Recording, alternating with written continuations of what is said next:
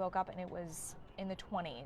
So hopefully you grabbed an extra cup of coffee, bundled up, heated the car up, and were able to get on your way this holiday.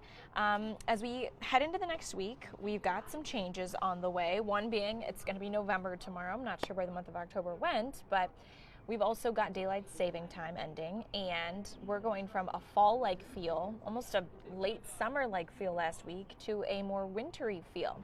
We could also be seeing our first accumulation of some wet snow flurries. Not everybody, so we'll take a look at where that's going to be most likely. Let's get right to it this morning. We woke up, it was 24 in Mansfield and in Worcester, 30 in Cleveland. It was warmer along the lake, of course, and in our eastern communities where there were a few more clouds.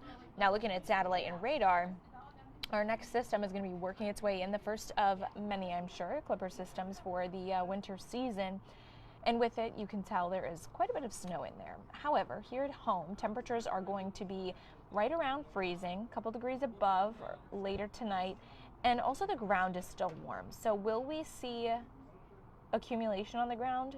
Some of you likely will. It will melt off rather quickly, though. Let's go ahead and time it out here. So today you'll have a mix of clouds and clear skies. Temperatures will be in the low 40s. Later tonight, as people are getting all dressed up, going to get some Halloween candy, isolated showers will be around, and there will be a few pockets that could have some wintry mix in there. Temperature-wise, though, you'll notice all of us at that point are still above freezing. Now, as we head into the overnight hours, not so much the case. What will happen is that snow turns more lake effect, so we'll begin to see a northwesterly wind, and that band sets up right along the water, probably, a little away from the water, and that's where I'm expecting us to see the best chance for snow accumulation. There's a look at that band around 2:30 tomorrow morning. As you're heading to work tomorrow, if you live in that primary snow belt region, yes, you could still be running into a few flurries. Those will taper off as we head towards tomorrow afternoon. Now, Thursday's looking a lot better. It's going to start off cold. We'll get to that in a minute. Here's a look at our snowfall futurecast and how much is most likely as we head into the next 24 hours.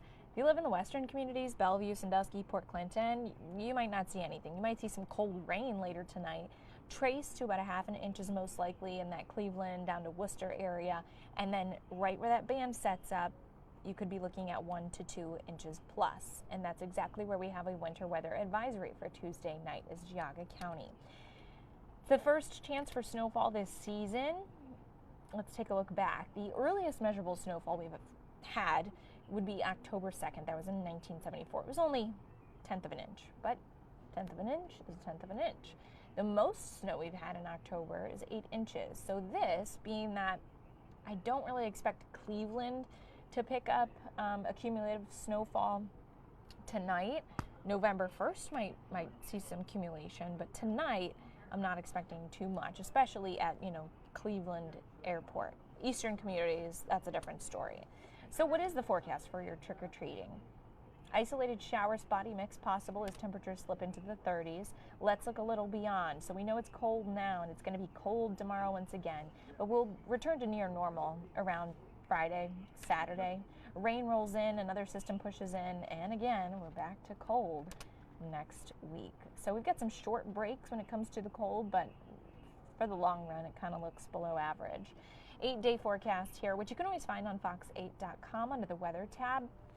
The warm-up starts Thursday. We'll be back at about 50. We'll even get some sunshine in. And those are also the last few days where we will see the sunset after 6 p.m. Saturday night, turning the clocks back an hour. Temperatures will be in the 40s that night. And your sunset on Sunday is going to be about 5:17 p.m. Beyond that, temperatures then trickle into the low 50s. As always, guys, if you've got questions about the forecast that I didn't cover in this video, drop a comment. I'll do my best to answer. And you can always tune in at noon to Fox 8 and head to the website as well. We've got all the details there, too. All right, take care and happy Halloween.